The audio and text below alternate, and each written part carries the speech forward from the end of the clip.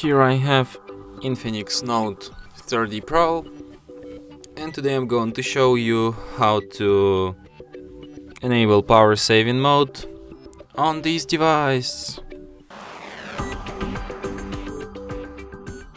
So firstly you should go to the upper bar, and here you can find the button Power Boost. So by tapping it you can access this menu. Here you can enable Power Boost, which is basically like power saving mode. So here you can switch it. Here you can switch its optional optimization items, like you can switch screen refresh rate to 60 Hz. You can enable dark theme. You can turn off Wi-Fi automatically if not connected, and you can turn off location services. You can also set a power boost reminder when battery is lower than 20%. You can turn it off, turn it on automatically at a specific battery level, which you can set yourself.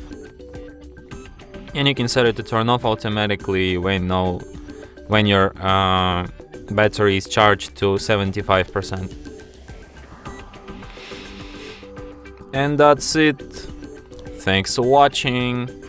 If you find this tutorial useful, don't forget to hit that like button and subscribe to our channel.